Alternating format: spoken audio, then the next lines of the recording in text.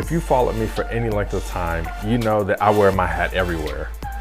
Whether I'm going to work or visiting a school and talking to students, whether I'm doing a video, giving a speech, whatever it is, I have my hat everywhere. And you may have wondered, why does this dude have his hat on all the time? Well, if you've ever asked that question, don't worry, I got you. I'm happy to explain why. Just stay tuned and we'll get into it.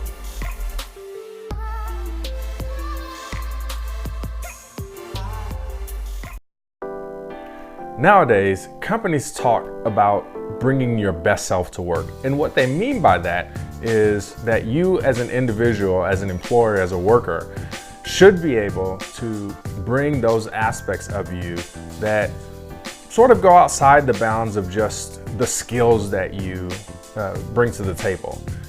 These are sort of the soft skills or the hard to define attributes that are informed by your life experiences or the things that you've been through and endured, or preferences, things like that. Whatever it is, companies want their employees to feel like they belong as part of the culture. You want to bring your best self. You don't necessarily want to bring everything. There's some stuff that you want to leave at home, you know what I'm saying? But the idea is that you want to bring your best self to work.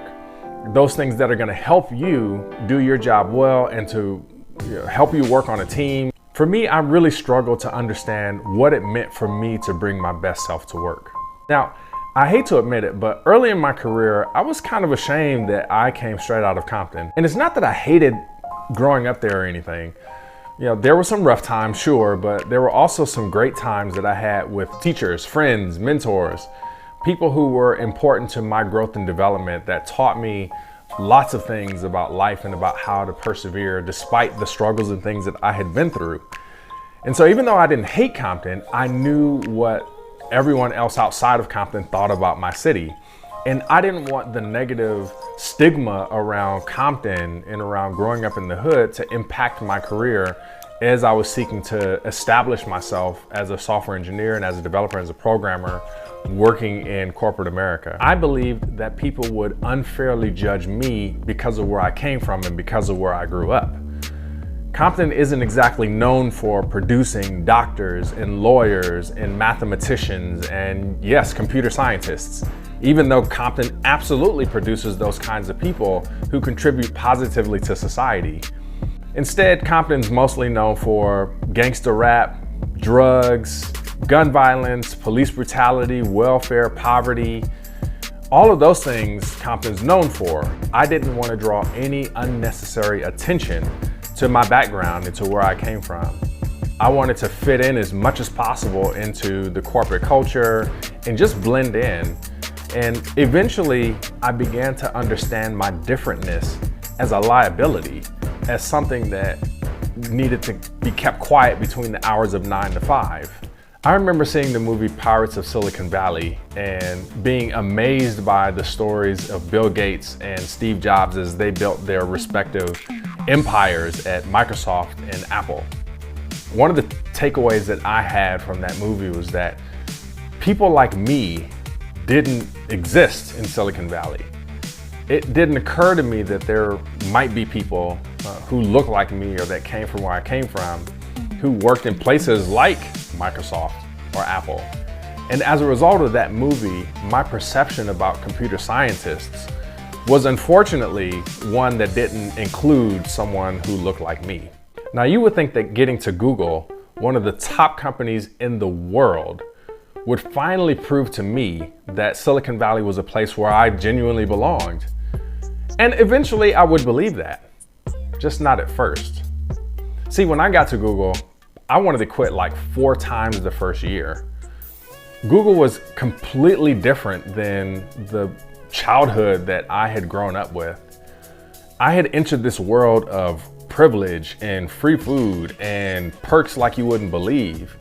But I had grown up in an environment where I was surrounded by struggle and fear and, lack of opportunity.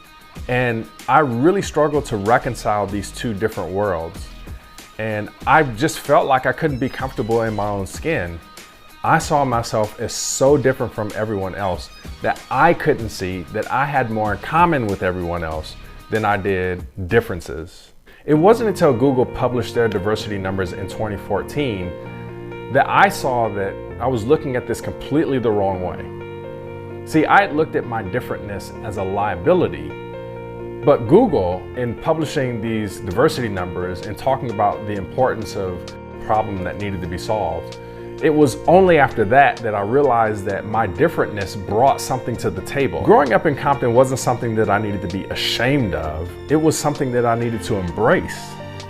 Because Compton is the place where I learned scrappiness and hard work and perseverance and teamwork and all of these things that make me googly. I wear my hat as a way of embracing my history and my legacy. And it reminds me of where I come from. I think a lot about legacy because I think about people like Garrett A. Morgan and Lewis Latimer, two of my favorite Black inventors.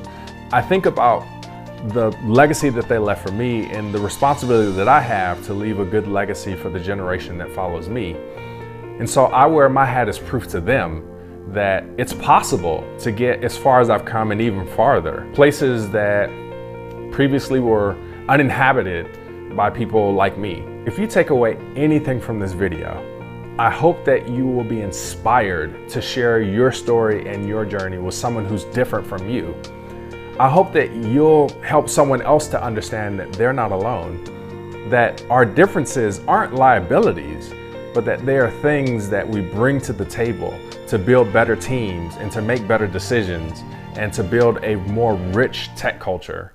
Hey, if you've enjoyed this video, please like, subscribe, leave a comment. Let me know about your journey. I love hearing about how people have come from wherever they've come from to be where they are today. If you need help preparing for technical interviews at places like Microsoft, Amazon, Apple, or my favorite, Google, please do reach out. I've got resources at anthonydmays.com, articles that you can read about specifically how to prepare for technical interviews, and you can even learn everything that I did to prepare. You can also book time with me at morganlatimer.com, where I've got services for one-on-one technical interview coaching or even a technical interview webinar. So that's it for me. Thank you for watching. This is Anthony D. Mays. Peace.